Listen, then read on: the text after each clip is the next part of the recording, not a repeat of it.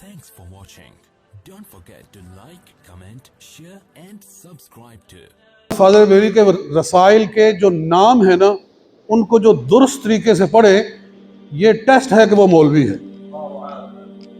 اس لیے کہ آپ نے جو اسماء لکھے ہیں، جو نام لکھتے ہیں کسی بھی رسالے کا، وہ ایسا ہوتا ہے، ایک تو اپنے مقصد پر دلالت کرتا ہے کہ اس رسالے میں کیا لکھا ہوا ہے، اس کے سوا اس کے جو حروف ہوتے ہیں ان میں علم العدد کے علم الاعداد کے حساب سے اس کتاب کے لکھنے کا مادہ تاریخیہ بھی موجود ہے، اور یہ وہ فن ہے جو صرف اور صرف اعلیٰ حضرت میں پایا جاتا ہے. نہ میں نے اس سے پہلے کسی میں دیکھا ہے، نہ بعد میں کسی میں دیکھا ہے، نہ اور کسی میں دیکھا ہے. شاید آپ نے دیکھا ہو لیکن میں نے نہیں دیکھا کہ اپنی کتاب کا، اپنے رسالے کا ایسا نام رکھنا کہ معنی بھی اس کا بہت خوبصورت ہوتا ہے، اپنے موضوع پر بہترین دال ہوتا ہے، اور اس کا سن تصنیف بھی اس میں سے ظاہر ہو رہا ہوتا ہے.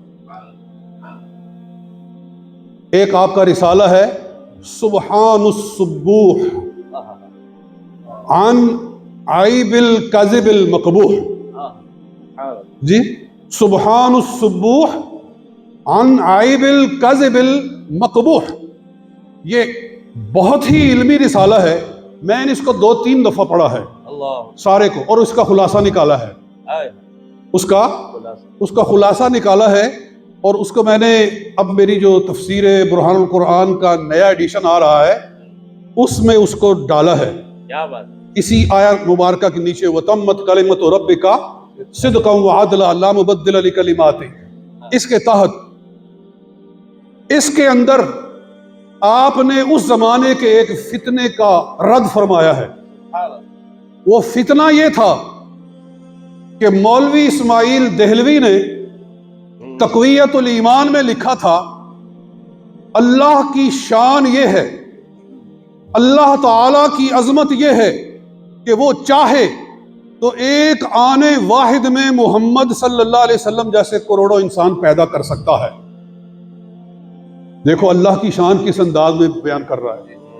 اللہ چاہے تو آنے واحد میں محمد صلی اللہ علیہ وسلم جیسے کروڑوں انسان پیدا کر سکتا ہے. جب اس نے یہ لکھا تو اس زمانے کے بڑے بڑے علماء نے اس کا رد کیا کہ یہ اس نے بکواس کیا ہے، یہ اس نے غلط کہا ہے، اس واسطے کہ رسول پاک صلی اللہ علیہ وسلم کی نظیر کا پیدا ہونا یہ قدرت باری تعالی کے نیچے داخل ہی نہیں ہے. رسول پاک صلی اللہ علیہ وسلم کی مثیل اور آپ کی نظیر کا پیدا کرنا، پیدا ہونا یہ تحت قدرت باری تعالی نہیں ہے، اللہ کی قدرت میں شامل نہیں ہے. سمجھ رہے ہیں میری بات کو؟ کیوں شامل نہیں ہے؟ اس لیے کہ اگر رسول پاک صلی اللہ علیہ وسلم کی کوئی نظیر اور مثیل پیدا ہو تو وہ رسول بھی ہوگا، وہ رسول بھی ہوگا. اور رسول پاک صلی اللہ علیہ وسلم پر اللہ تعالی نے نبوت کا سلسلہ بند کر دیا ہے. حضور کو اللہ تعالی نے خاتم النبیین قرار دیا ہے. اگر آپ کے بعد کوئی رسول آئے گا تو اللہ تعالیٰ کی بات کا جھوٹا ہونا لازم آئے گا، اللہ تعالیٰ کا معاذ اللہ جھوٹ لازم آئے گا، اور اللہ کا جھوٹ چونکہ محال ہے اس لیے رسول پاک صلی اللہ علیہ وسلم کی مثیل کا آنا بھی محال ہے. جی، اس پر پوری کتاب لکھی امتناع نظیر، امام فضل حق خیر آبادی رحمۃ اللہ تعالی، عربی کے اندر اتنی موٹی کتاب ہے. اچھا، چاہیے تو یہ تھا کہ مولوی اسماعیل اپنی اس بات سے توبہ کرتا، مگر اس نے اپنی بات کو درست ثابت کرنے کے لیے ایک جھوٹ کو پھر چھپانے کے لیے کئی جھوٹ بولنا پڑتے ہیں. اس نے ایک کتاب لکھی اپنی بات کی جسٹیفیکیشن کے لیے، اپنی بات کو جسٹیفائی کرنے کے لیے. اس نے کہا کہ اللہ کا جھوٹ ممکن ہے، اللہ تعالیٰ جھوٹ بول سکتا ہے، اللہ تعالیٰ کا جھوٹ ممکن ہے. اس پر اس نے کتاب لکھی یک روزہ.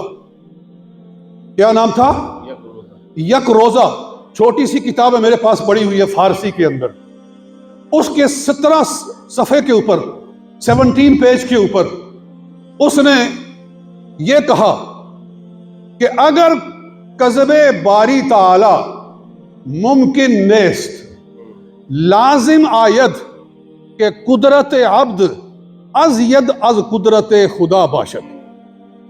جی، کہ اگر اللہ تعالی جھوٹ نہ بول سکے، اللہ کا جھوٹ بولنا اگر ممکن نہ ہو تو لازم آئے گا کہ بندے کی قدرت اللہ کی قدرت سے زیادہ ہو گئی.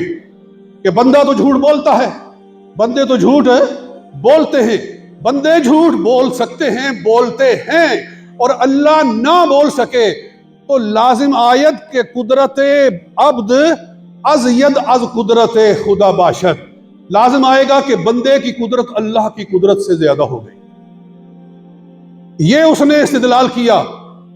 اعلیٰ حضرت فاضل بریلوی رحمت اللہ تعالی علیہ کا علم دیکھیے کہ آپ نے اپنی علمی قوت سے اس کے سارے دلائل کے پرخ سے اڑا کے رکھ دیے.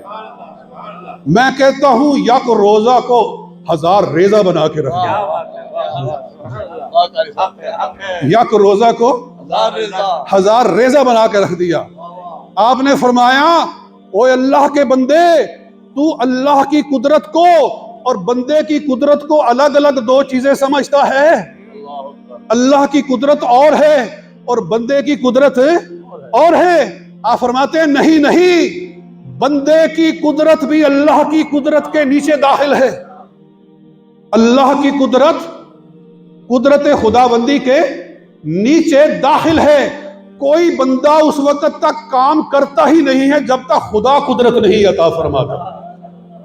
آپ نے قرآن پاک کی آیت کو کوٹ کیا، فرمایا وَمَا تَشَاءُونَ إِلَّا أَن يَشَاءَ اللَّهُ رَبُّ الْعَالَمِينَ. ارے تم تب ہی کوئی کام کرتے ہو جب اللہ کا فیصلہ ہوتا ہے، جب اللہ کی طرف تم نہیں چاہتے مگر وہی جو اللہ چاہتا ہے. آپ نے ارشاد فرمایا تم معتزلیوں کے پیچھے چل پڑے. معتزلیوں کے پیچھے، معتزلہ کا یہ اعتقاد تھا کہ اللہ ہمارا خالق ہے، ہمارے افعال کا خالق نہیں ہے. اللہ ہمارا خالق ہے، ہمارے افعال کا خالق نہیں ہے. فرمایا یہ تو معتزلی کہتے تھے. ہم جو اہل سنت و جماعت ہیں ہم یہ کہتے ہیں خدا ہمارا بھی خالق ہے، ہمارے افعال کا بھی خالق ہے. اور پھر آپ نے قرآن پاک کی وہ آیت مبارکہ پڑھی کہ واللہ خلقکم وما تعملون. اللہ تمہیں بھی پیدا کرتا ہے اور تمہارے اعمال کو بھی پیدا فرماتا ہے. تو فرمایا بندے کی قدرت اللہ کی قدرت سے کیسے بڑھ گئی کہ بندہ جو کچھ کرتا ہے قدرت خدا بندی کے تحت ہی تو کرتا ہے. تو ایک اور اس نے دلیل پیش کی، میں ٹائم کو پیش نظر رکھوں گا. جی، ایک اور دلیل اس نے پیش کی یک روزہ کے اندر مولوی اسماعیل دیلوی نے کہ معاذ اللہ اللہ تعالیٰ جھوٹ بول سکتا ہے. اس نے کہا کہ کسی اخرس کو، گونگے کو یہ تعریف نہیں کی جاتی، کسی گونگے کی تعریف نہیں کی جاتی کہ یہ جھوٹ نہیں بولتا، کیونکہ وہ بول ہی نہیں سکتا. وہ نہ جھوٹ بول سکتا ہے نہ سچ بول سکتا ہے، وہ ہے ہی گونگا. وہ کہتا ہے کہ اخرسیرا کسی گونگے کو نمے ستائین کہ او ترکے کذب کنن، کسی گونگے کی تعریف نہیں کی جاتی کہ وہ جھوٹ نہیں بولتا، اس لیے کہ وہ جھوٹ وہ بول ہی نہیں سکتا. تعریف تو اس کی جائے جو جھوٹ بول سکتا ہو اور نہ بولے. تو اگر اللہ تعالیٰ کی ہم تعریف کرتے ہیں کہ وہ جھوٹ نہیں بولتا تو وہ اگر بول نہ سکتا ہو تو پھر اس کی تعریف کا مطلب کیا ہے؟ نعوذ باللہ من ذالک. اعلیٰ حضرت فاضل بریلوی رحمۃ اللہ تعالیٰ علیہ اس کا جواب دیتے ہیں. اس کی دلیل سمجھ میں آ گئے؟ آپ ارشاد فرماتے ہیں سنو، اللہ تعالیٰ فرماتا ہے میں ظلم کرنے والا نہیں ہوں. اگر موقع ہوتا تو میں ذرا قرآن پاک پڑھ کے سناتا لیکن ٹائم نہیں ہے. آپ فرماتے ہیں وما هو بظلام للعبید، اللہ فرماتا ہے میں ظلم کرنے والا نہیں ہوں. تو اس کا مطلب تو یہ ہوا کہ پھر اللہ ظلم کر سکتا ہے لیکن کرتا نہیں، اس لیے اس کی تعریف ہو رہی ہے. پھر کہو کہ اللہ ظلم بھی کرتا ہے. تو جو کہا میں نے اللہ تعالیٰ کو